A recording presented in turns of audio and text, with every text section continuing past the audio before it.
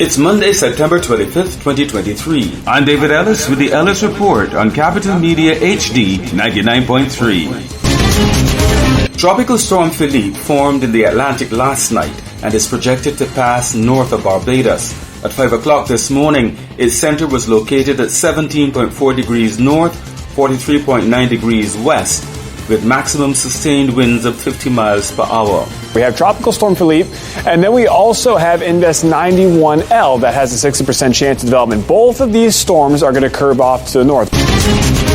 Minister in the Ministry of Finance Ryan Strawn concedes that there are some issues of concern coming out of the latest report by the Auditor General. Indeed, there are instances of fraud taking place.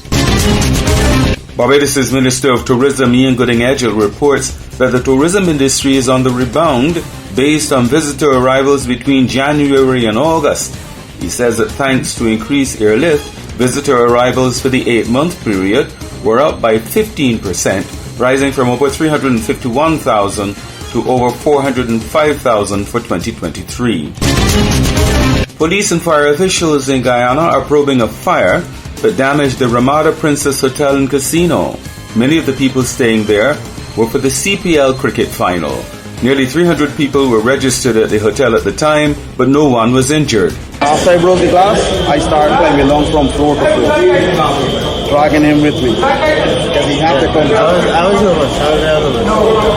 I could not even make it. My hands had a tremble. There have been some attacks on Cuban medical workers in St. Vincent in recent months, with the latest on a taxi belonging to one of the Cuban residents. Back at the end of June, a Cuban doctor was slashed in the abdomen. Then in July, a medical engineer was slashed on the hand. And after that, an X-ray technician was struck in the face with a stone. The Cubans are members of a medical brigade dispatched by Havana to provide specialist services to St. Vincent and the Grenadines. Prime Minister Dr. Rav Gonzalez has called the attacks an attempt to destabilize his country and unseat his government. In Jamaica, 4 men have been arrested following a double murder yesterday. Police have confirmed that one of the deceased was friends with the brother of dancehall entertainer Jashi, David Clark. Clark was shot and killed in the Grandspan community of St. Andrew on Saturday. Former British Prime Minister Gordon Brown says that the hike in oil prices last year allowed what he called petro-states to bank $4 trillion. He now believes that there should be a levy on that money that would go to help poorer countries like ours tackle climate change. My proposal is that they provide the seed money, and that would be 25 billion, that the Western countries provide guarantees, perhaps up to 100 billion, that we refinance the World Bank to enable it to put money into mitigation and adaptation, to allow Africa, for example, to make the energy transition.